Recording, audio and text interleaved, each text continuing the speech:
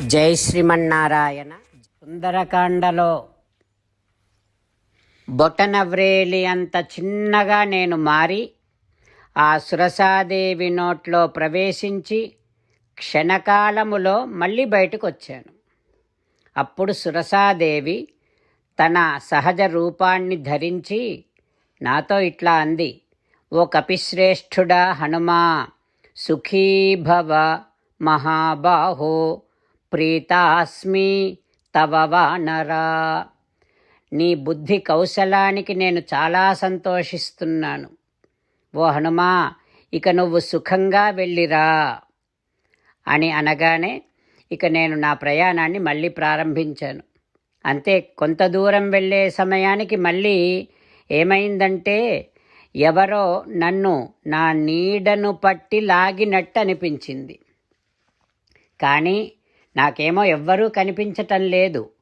నేను ముందుకు వెళ్ళలేకపోతున్నాను. నా వేగమంతా తగ్గిపోయింది.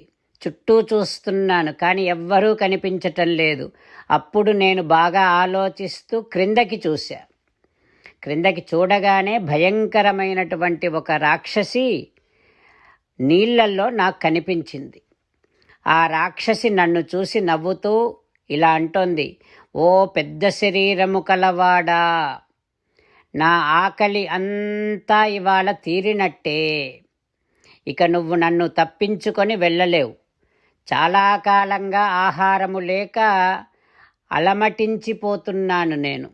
ఇప్పుడు నువ్వు నాకు మంచి ఆహారముగా దొరికావు అని ఆ రాక్షసి అనగానే నేను మళ్ళీ నా శరీరాన్ని బాగా పెంచాను. ఆమె నోటి కంటే పెద్దదిగా చేశాను. అప్పుడు ఆమె తన నోరును కూడా ఇంకా పెద్దదిగా చేసింది. అప్పుడు నేనేం చేశానంటే మళ్ళీ క్షణకాలములో చిన్నవాడిగా మారిపోయి ఆ రాక్షసి నోట్లోకి వెళ్ళి గుండెను పెరికి మళ్ళీ బయటికి వచ్చి ఆకాశంలోనికి ఎగిరాను. ఆ రాక్షసి భయంకరంగా అరుస్తూ మరణించి సముద్రములో మునిగిపోయింది. అప్పుడు ఆకాశములో నిలబడి ఉన్నటువంటి సిద్ధులు, చారణులు అందరూ రాక్షసీ సింహికా భీమా క్షిప్రం హనుమత హత. భయంకరమైనటువంటి సింహిక అనే రాక్షసిని హనుమ సంహరించాడు అంటూ అందరూ అంటూ ఉంటే నేను విన్నాను. ఆ రకంగా ఆ రాక్షసి సింహిక అని తెలిసింది. ఇక అక్కడి నుంచి మళ్ళీ నేను బయలుదేరి నా ప్రయాణాన్ని ప్రారంభం చేశాను అంటూ హనుమ వానరులకు ఆ లంకా ప్రయాణపు విశేషాలన్నింటినీ తెలియచేస్తూ ఉన్నాడు. హనుమ వానరులకు తన లంకా ప్రయాణపు వివరాలన్నీ చెబుతూ ఉన్నాడు. ఓ వానరులారా, నేను సింహికను సంహరించిన తర్వాత హమ్మయ్య ఎంత గండము తప్పింది అని ఆ సింహికను నేను సంహరించినటువంటి విషయాన్నే తలంచుకుంటూ ఇక దక్షిణ తీరాన్ని చేరుకున్నాను. అక్కడే లంకానగరం ఉంది. అప్పటికే సూర్యాస్తమయం కూడా అయ్యింది. ఇక లంకలో నేను ప్రవేశిస్తూ ఉంటే ఒక రాక్షసి భయంకరంగా అరుస్తూ నా ముందు నిలబడింది. నేను ఆ రాక్షసిని నా ఎడమ చేతి పిడికిలి పోటుతో ఓడించి ఇక ప్రదోషకాలములో లంకలో అడుగుపెట్టాను. అప్పుడు ఆ రాక్షసి నాతో ఏమందంటే, ఓ వీరుడా, అహం లంకాపురి, నేను లంకాధిదేవతను, నిర్జిత విక్రమేణతే, నువ్వు నన్ను నీ పరాక్రమముతో ఓడించావు. యస్మాత్ తస్మాత్ ద్విజేతాసి సర్వరక్షాంసి అశేషతః. హో వీరుడా, నువ్వు నన్ను ఓడించావు కనుక ఇక నువ్వు సకల రాక్షసులను జయింపగలవు అని ఆ రాక్షసి నాతో అంది. రామచంద్రులను మనసారా ధ్యానము చేస్తూ పరమదయాలువు పరమశివుడు చెప్పిన పరమపావన రామనామాన్ని చెబుతూ మనము రామనామ గానము చేస్తూ ఉంటే అదిగో సీతారామచంద్రులు, పార్వతీ పరమేశ్వరులు, ఆంజనేయస్వామి, సకల దేవతలు, పితృదేవతలు, మహర్షులు, ఆచార్యులు, భాగవతోత్తములు అందరూ మనని చూసి ఆనందముతో అనుగ్రహిస్తున్నటువంటి దృశ్యాన్ని భావన చేస్తూ నోరారా రామనామగానము చేద్దాం. రామ రామ దశరథ రామ, రామ రామ దశరథ రామ, హే హే రాజా రామ, హే హే రాజా రామ, హే హే సీతారామ, హే హే సీతారామ. జై శ్రీమన్నారాయణ. భక్తులకు ప్రత్యేకమైనటువంటి విజ్ఞాపన. మీకు అన్ని విషయాలలో వెంటనే మంచి ఫలితాలు రావాలి అనంటే ప్రతిరోజు 1 నిమిషం వెచ్చించి నారాయణాస్త్రాన్ని చదవండి. ఇక మీకు తిరిగే ఉండదు. నారాయణాస్త్రాన్ని పొందడానికి మీరేం చేయాలంటే నారాయణాస్త్రం అనే వెబ్సైట్కి వెళ్ళి మీ పేరు, మీ ఈమెయిల్ ఇస్తే మీ ఈమెయిల్కి నారాయణాస్త్రం PDF వస్తుంది. అందులో ఒక రామాయణ శ్లోకం, ఒక గీతా శ్లోకం, ఒక విష్ణునామం ఉంటాయి. ఆ మూడింటిని కలిపి నారాయణాస్త్రం అంటాం. ప్రతి ఒక్కరికి వేరువేరు శ్లోకాలను ఇస్తున్నాం.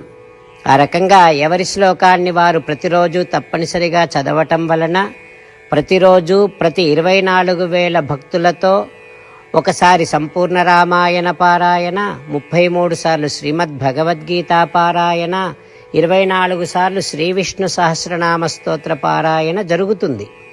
ప్రతి ఒక్కరికి అంతటి విశేష ఫలితము ప్రతిరోజు లభిస్తుంది. అందుకని మీరు, మీ కుటుంబ సభ్యులు అందరూ ఒక్కొక్కరు ఒక్కొక్క నారాయణాస్త్రాన్ని వెంటనే పొందండి. జై శ్రీమన్నారాయణ. శ్రీమద్ భగవద్గీత సారాంశముగా 18వ అధ్యాయములో 65 నుంచి 69 శ్లోకముల ద్వారా శ్రీకృష్ణ భగవానుడు మనందరినీ ఒక 8 పనులు చేయమని చెబుతూ పరమాత్మ ఈ రకంగా అంటూ ఉన్నాడు.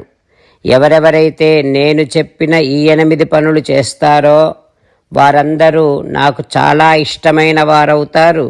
అప్పుడు వారిని నేను సకల పాపముల నుండి, సకల దుఃఖముల నుండి విముక్తులను చేసి నా అంతటి వారిగా చేసుకుంటా, తరగని ఆనందాన్ని అనుభవింపచేస్తా. నిజమే చెబుతున్నా, ప్రమాణము చేసి చెబుతున్నా అంటూ సాక్షాత్తుగా దేవదేవుడైన శ్రీమన్నారాయణుడైన శ్రీకృష్ణ భగవానుడే మనను ఈ 8 పనులు చేయమని చెబుతూ ఉన్నాడు కనుక, హో శ్రీమన్నారాయణ, కరిష్యే వచనం తవ, తప్పకుండా చేస్తా, నువ్వు చెప్పినట్టే చేస్తా అంటూ మనం ప్రతిరోజు దేవదేవుడైన శ్రీమన్నారాయణుడికి ఈ రకంగా మాట ఇద్దాం. హో శ్రీమన్నారాయణ, నువ్వు చెప్పినట్టే నేను నిన్నే సంతతము ధ్యానము చేస్తూ ఉంటా.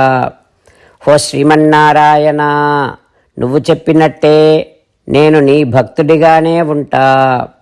హో శ్రీమన్నారాయణ, నువ్వు చెయ్యమన్నట్టే నేను నా విధులను, కర్తవ్యాలను నీ సేవగా, నీ తృప్తి కోసమనే సక్రమంగా నిర్వర్తిస్తూ ఉంటా. హో శ్రీమన్నారాయణ, నువ్వు చెప్పినట్టే నేను నీవాడిని అనే మహావిశ్వాసాన్ని సంతతము కలిగి ఉంటూ నా హృదయములో నీకే నమస్కరిస్తూ ఉంటా. హో శ్రీమన్నారాయణ, మామేకం శరణం వ్రజ, నన్నొక్కడిని మాత్రమే శరణు వేడుకో అని నువ్వే అన్నావు కనుక నేను నిన్ను ఒక్కడిని మాత్రమే శరణు వేడుకుంటా. హో శ్రీమన్నారాయణ, మా శుచః, ఇక దుఃఖించకు అని నువ్వే నాకు భరోసా ఇస్తూ ఉన్నావు కనుక నేను ఇక దుఃఖించను.